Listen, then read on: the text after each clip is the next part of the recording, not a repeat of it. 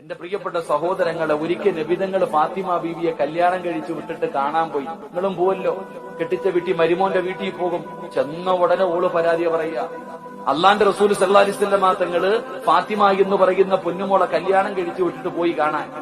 ഫാത്തിമ ഓടി വന്നിട്ട് ഉപ്പാന്റെ കയ്യിൽ പിടിച്ചിട്ട് കരയ, എന്റെ മോളെ ഭക്ഷണം കഴിച്ചിട്ട് 3 ദിവസമായി വാപ്പ.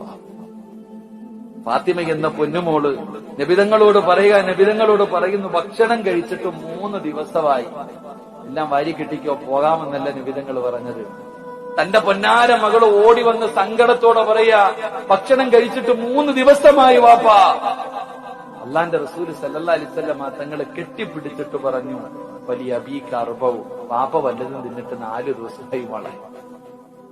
പാപ്പ അങ്ങോട്ട് പറഞ്ഞെടുക്ക, നീ 3 ദിവസമല്ല, ഞാൻ 4 ദിവസമായി വല്ലതും തിന്നിട്ട്. ആരാരെയാടോ സമാധാനിപ്പിക്കണ്ടേ? ഇതാണോ കുടുംബജീവിതം? ഇങ്ങനെ വാപ്പയാകണ്ടേ?